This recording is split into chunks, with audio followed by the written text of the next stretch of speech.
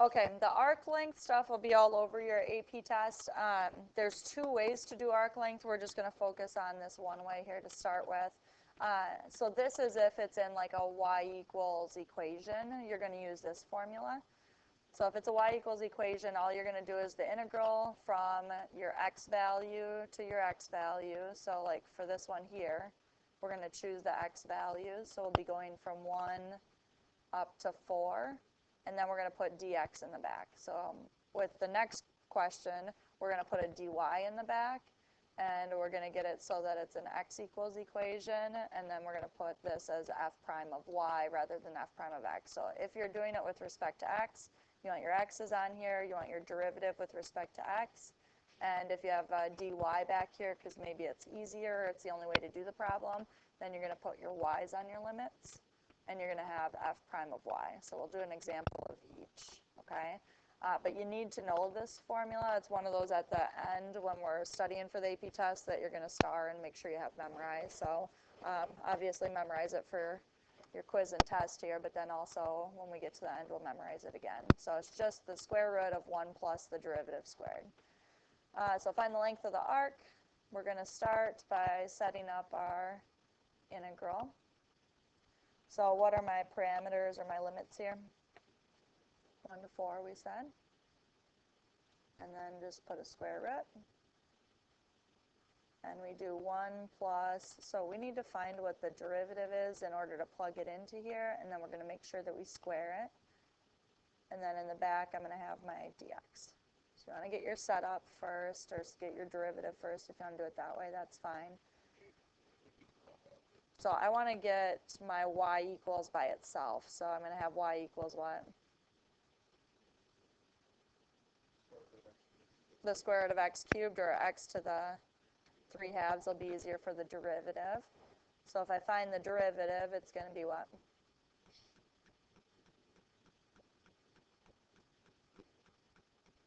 Three halves x to the 1/2. Okay, so just be careful. We're doing derivatives and integrals. It's easy to interchange those. Don't do that. And you could write this as square root of x, obviously. Now we're going to actually square that piece.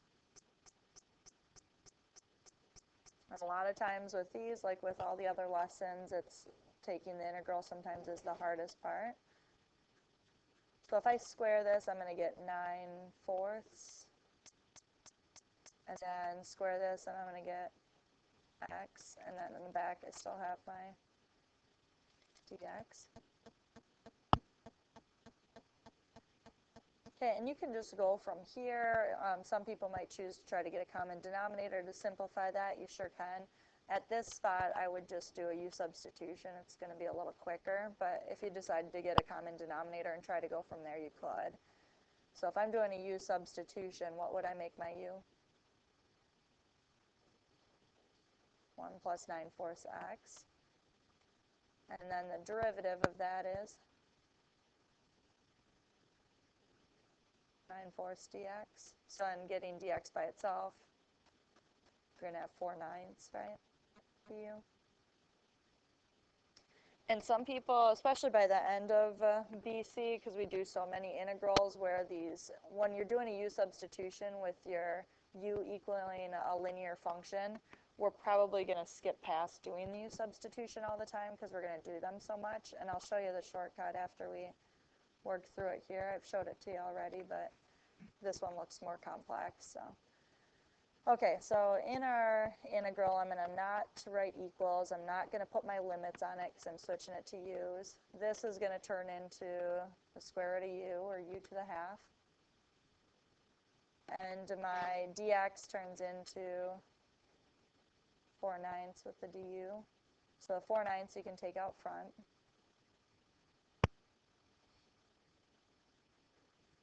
And then I've just got the integral of square root of u.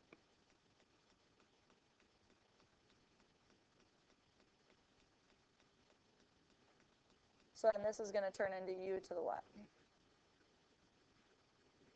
3/2, and then we have to multiply by 2/3. And if you switch your limits right here, then you're not going to have to substitute back in. But I'm going to substitute back in this time so we can see that pattern here. So we're going to end up with what? I'm going to get rid of my equals because I'm going to switch it back to x's. So 8 over 27. And instead of u, I'm going to put the 1 plus 9/4 x back in. And it's raised to the 3/2. Okay, so if we're looking from here to here, and we want to try it without a u substitution, I probably wouldn't encourage that yet until you get used to it, but maybe try it, do the u substitution, and see if they match up. This is just a linear function to the 1/2. So you'd have your linear function then to what? The 3/2. So you'll have to multiply by 2/3 out front, and then you just have your linear function in here, right? And then what's the slope of this linear function? 9/4. So what do you have to make sure you put out front? You have to do 1 over the slope out front. So you can either do 1 over the slope, or in this case, you'd just do the reciprocal, which would be 4/9. Does that give me the same thing? Yeah. Okay, so if it's a linear function, that u substitution, really, it'll save you a lot of time if you start trying to do those in your head. And then as we get a little more confident with them, you'll just be doing them in your head with no problem. Okay, then we're going to go from 1 to 4. So go ahead and plug that in, see what you get here. I'll work through it on the board. You can double check your work.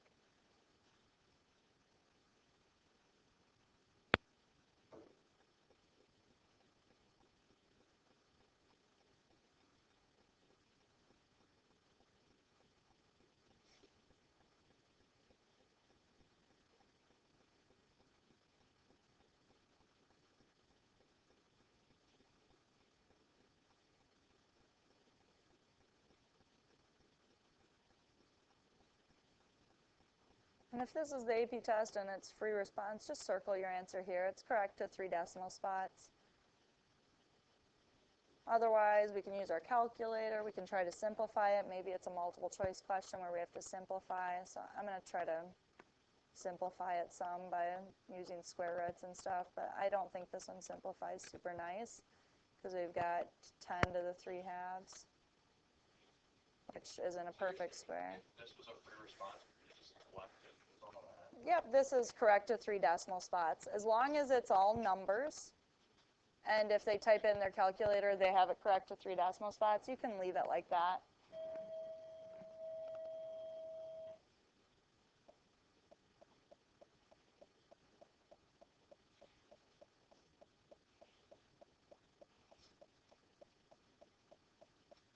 So, or this would be fine for an answer here.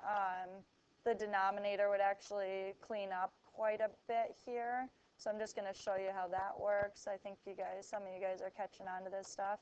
So the denominator is 4. How can I simplify 4 to the 3/2 easily? Okay, you can cube it and then square root, or easier is what? Square root and then cube it. So what I would do is do the square root of that, which is 2, and then cube that, which is what? 8. Okay, so this denominator is really just going to turn into 8. So we'd have 8 27ths, 10 to the 3/2 isn't anything. That'll be nice. And then if this turns into 8, those 8s will cancel, so you really just have 1 27th, or you can put the 13 piece in the numerator if you wanted to. But this here, sometimes you have to do those type of things on the no calculator part, so we'll just keep hitting them as we come across those. If we do that in our calculator, I think we get like 7.634. But everything there looks right. So questions at all? Any of these answers is fine here. Okay, let's go to the next one then, where we're going to have it have dy in the back, because sometimes it's just easier to keep the dy in the back of it. So here, if we're keeping dy in the back, then you're choosing the y values to go on your limits. And inside here, it's the derivative with respect to y. So you don't have to use implicit when you're taking the derivative with respect to y. You just pretend the y's are your x's, and you're good to go. So here, do you see how it's already an x equals equation? So what's the derivative of that with respect to y then? Just 2y. Okay, so we have x equals y squared, so our x prime is going to equal 2y. So when we're trying to find the length, and it says set up but do not solve, so we'll just set up this, which they do that quite a bit on the AP test too. Now here our parameters, whether we choose the x's or y's, are the same, but make sure I would circle them on here just so you remember that you chose your y's. Okay, we're going from 0 to 1. And then we've got square root of 1 plus, and our derivative is 2y. Don't forget to square it, dy in the back.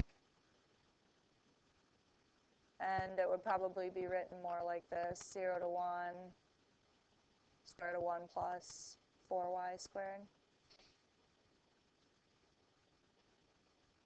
So any questions on how to set those up?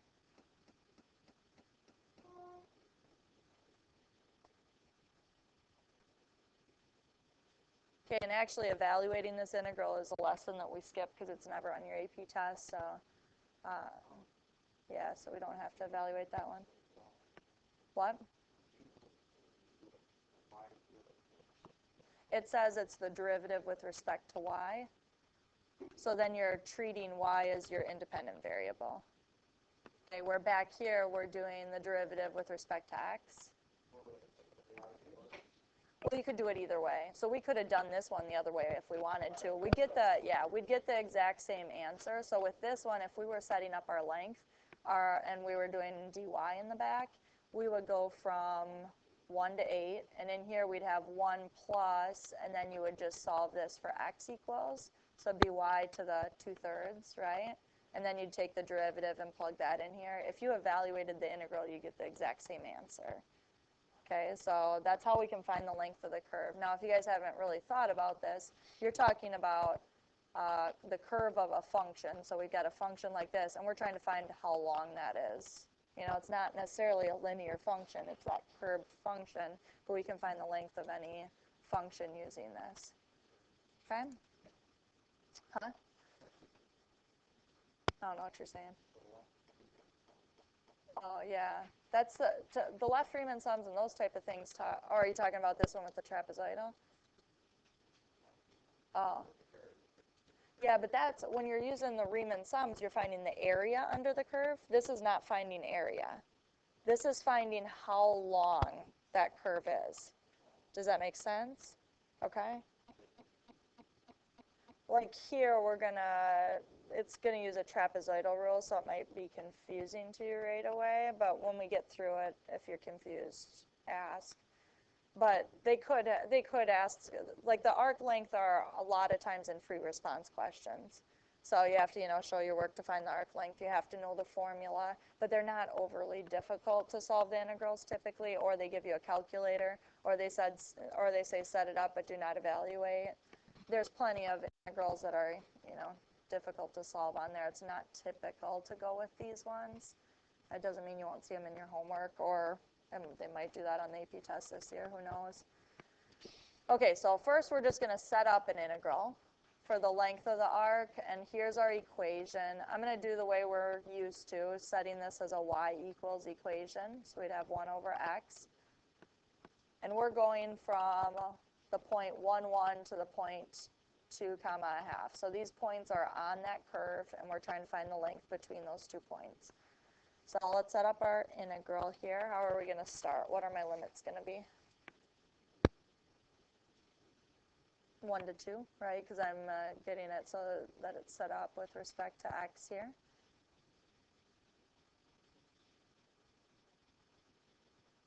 And then we have our square root of 1 plus, and let's find our derivative.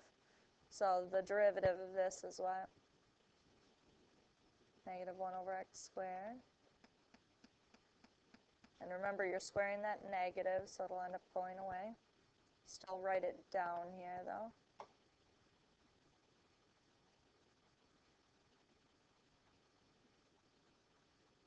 So now let's square what's in there. So if I square that, I get 1 over x to the 4th. And you can leave it like this if you want to, because when we move to the next part, it doesn't really matter how you have this written. But let's just clean it up a little so we get more practice with some of the multiple choice, trying to clean stuff up. So I'm going to get a common denominator in there. Common denominator is x to the 4th, so my numerator is going to turn into what? X to the 4th plus 1. And then it's over x to the 4th. And then what can I do with that x to the 4th? Yeah, you can do the square root of it, so it's just going to turn into what in the denominator? X squared. This is just in case you have to try to match it with multiple choice, and you're trying to get your answer to look like their answer.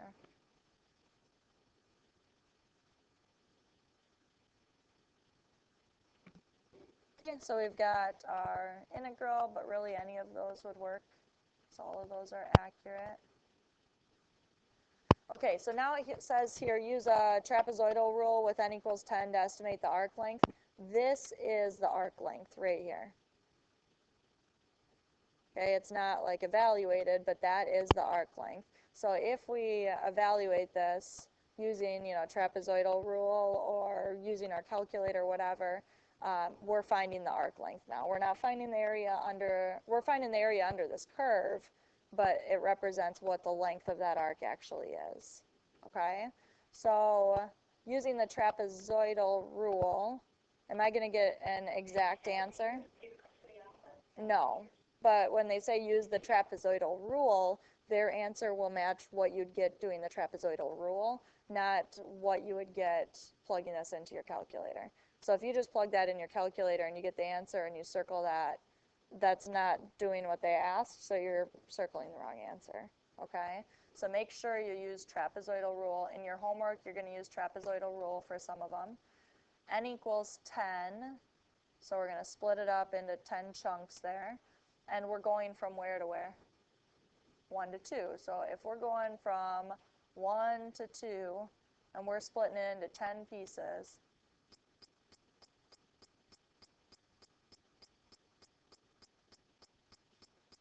what am I going by? 0.1s, right? So that's your change in x. So your change in x is equal to 1/10 or 0.1. The other way you can find your change in x if you need a formula or if you have trouble with it, maybe there are weird pies or something, you just do your b minus a over n, which in this case would be 2 minus 1 over 10. So do you see how I get the same thing? So if you find that easier, as long as you remember that, you're good. Otherwise, you can kind of sketch it out quick and see if that helps you. Sometimes you can just do them in your head, obviously, too. Now, trapezoidal rule, we're doing with 10 trapezoids. The rule goes change in x over 2. Does anyone remember what we do inside of here?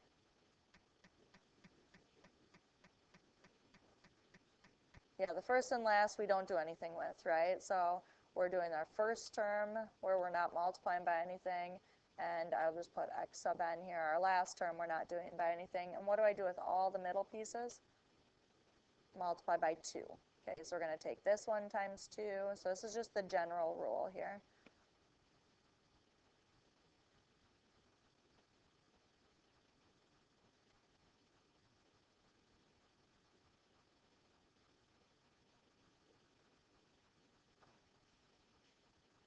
Oops, just my F there.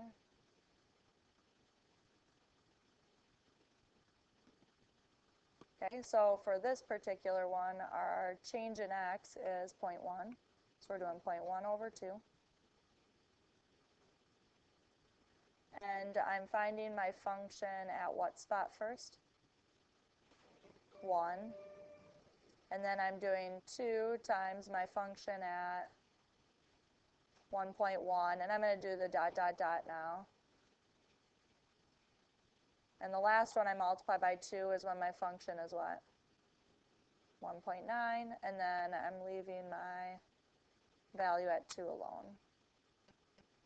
So how many values will I have inside the parentheses? 11. Okay, you're actually going to have one more because you're including those endpoints, okay? So in your calculator, grab your calculator here.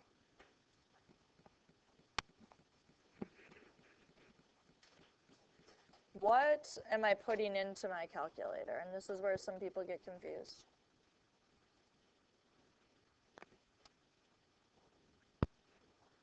I'm plugging this in, the arc length part. Okay, so this is what's going in your y equals. So in your y equals, we're doing, I'm going to do alpha y equals so that I can see it stacked, because I kind of think that's cool. Then I'm going to put square root of x to the 4th.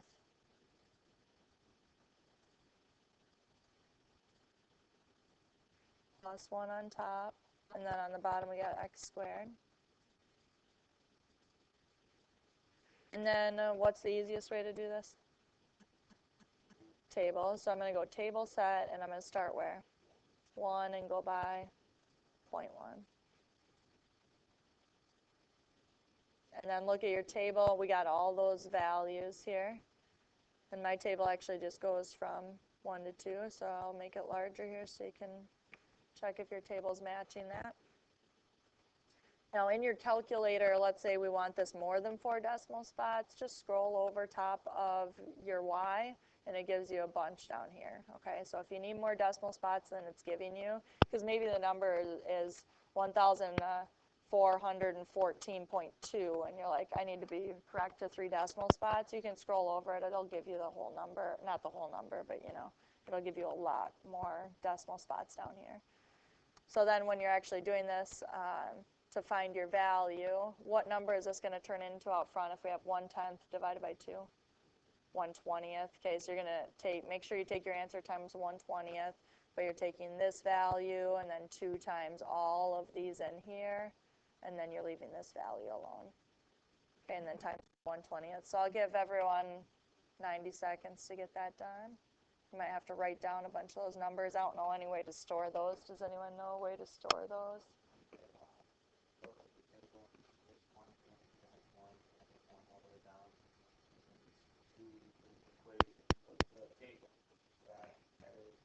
So I go stat, edit, okay.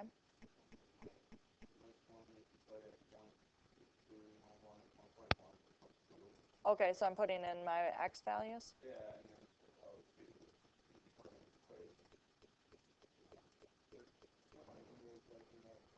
I think I know where the sum is at, so this is very possible. We're going to see if this works. So we got 1 all the way down to 2 going by 0.1s. We're going to see if...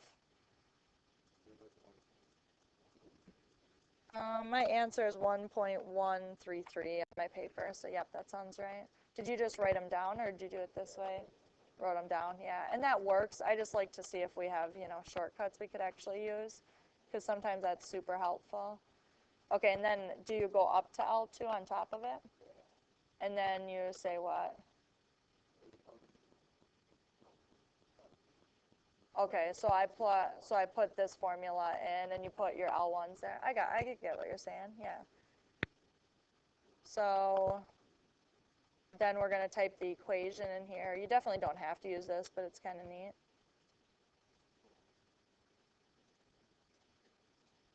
So we got x to the 4th plus 1.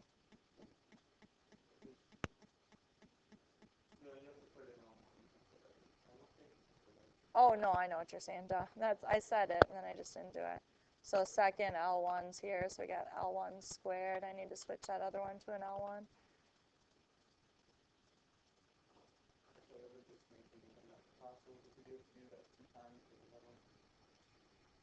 What do you mean?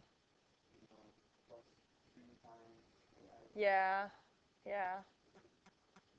Yeah, then it's going to be a lot of work, isn't it? I mean, it's almost more work this way than just writing them down. It's not a bad idea, unless we just times it by 2 and then just subtracted the endpoints off of it or something. But yeah, I don't know that it saves us time necessarily, but it's kind of neat. And then you can go to catalog. I'm assuming that's how you do it, or is there? I'm sure there's some in here somewhere. somewhere. Is it under math? Huh? Stat calc. Oh, two variable. Okay. I usually just go second catalog because everything's in there.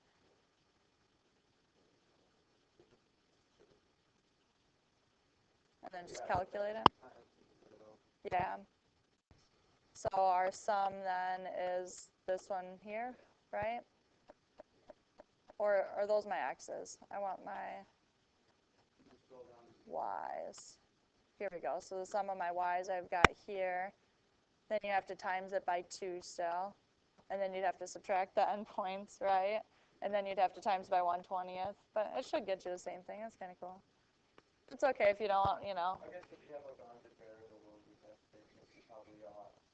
I don't know, because then you have to type all that in. Like all the L1s you'd have to type in still. But I don't know. It could be useful for something. I like it. Okay, so did anyone get 1.133? I know Evan said he did here. And however you want to go about doing that is fine, but try to be accurate to 3 decimal spots, so make sure you're rounding those out far enough where your answer is going to be correct to 3 decimal spots. Okay, let's move to our last problem here. Find the arc length of the function for this curve, and we've got this point as a starting point. So we're not given 2 points here. They're saying find a function. So what we're trying to do is we're trying to keep it in terms of x and y. That way we can get an equation where we could plug any point in for our second point, and we could just quickly find the arc length. So this would be nice if you're like trying to find the length of the arc for like a bunch of different values. Then you don't have to calculate every single one separately. You do like a generic one. So our second point here we're going to call as our x comma y. Okay, so this is our first point. This is our second point. So let's just keep it as our y equals, because it does not make sense to solve that for x equals. So what are my limits going to be on here then? 1 to x. And then inside here, I just do my 1 plus, and what's the derivative of that?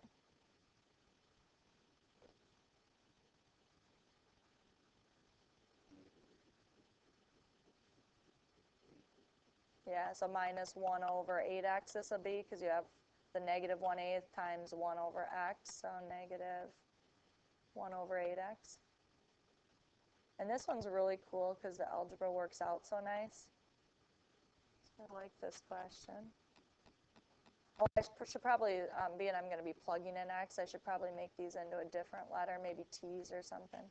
There we go, t's. These are t's.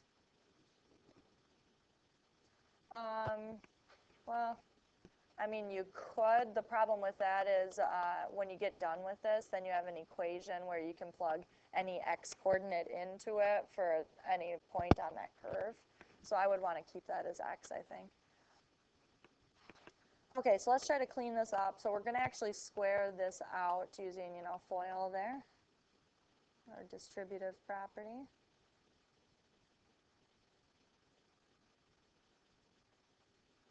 So if I FOIL this with itself, what's my first term going to be? 4t squared. And if I multiply 2t times negative 1 over 8t, what's that going to give me? Negative 1/4. And don't I get that twice? So I would end up with negative 1/2. And then this last piece times itself will give me a positive what?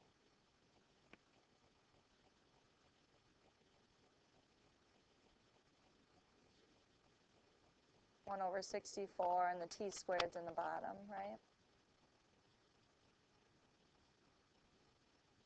And then we've got our dt back here. So all I did there was multiplied this out. I squared it. And then we're going to clean this up a little bit, and it's just amazing what happens here. Okay, so I'm going to write it in descending order. So I'm going to write the t squared part first. So we got 4t squared. And then this is actually the last one because it's t to the negative second, so I'm going to put my constant in the middle. What's my constant going to be? A half, positive, right? And then plus 1 over 64 t squared.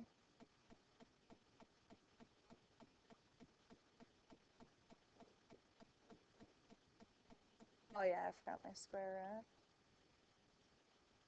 Okay, so to take something out of a square root, I have a lot of people who will say, oh, the square root of this is 2t plus, and then 1 over square root of 2, and you can't just square root each piece, right? In order to take something out of a square root, it's got to be the whole thing squared. So what works in this problem, and I'm sure it wouldn't work in a lot of problems, but it does here, is we're going to make this into the same thing written twice, and then we can take one of them out of the square root because it's the whole thing squared. So what's going to have to go in the front that's the same as each other to get that 4t squared? 2t and 2t, right? And then in the back, to get 1 over 64t squared, I'm going to need 1 over what? 8t. And positive or negative in the middle? Positive. So everything's positive there. If you FOILed this out, you get the front and the back, obviously, and the middle piece, when I multiply it, 2t times 1 over 8t gives me what? A fourth, and I get another fourth. Do you see how that half fits in there? So now you can actually take the square root, which is cool. That's not going to happen super often by any means, but when it happens, it's pretty cool. So now I'm just going to take the square root, and I'm just going to get 2t plus, and I'm going to write this as 1/8 times 1 over t.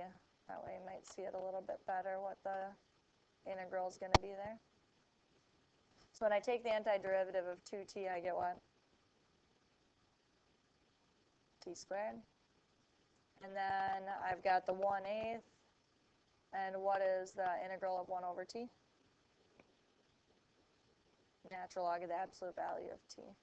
Don't forget the absolute value, it's important. And then we're going from 1 to x, so plug in the x first, and then subtract and plug in the 1.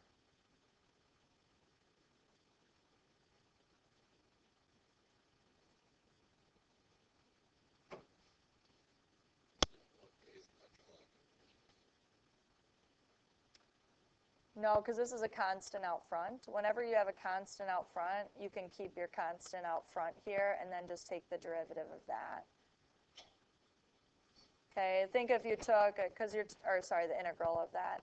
Think if you took the derivative of this piece here, it would get you back to there because you leave the constant alone out front and then you take the derivative of that, which is 1 over t. That makes sense? Or even if you use product rule, the second piece of the product rule is 0, so you don't even need to worry about the second part of it. Okay, and then subtract, and we're going to plug in 1, so we would get 1 squared plus 1/8 natural log of 1. What's natural log of 1? 0, so that piece goes away. So now we just have that equation, x squared plus 1/8 natural log absolute value of x, and then minus 1.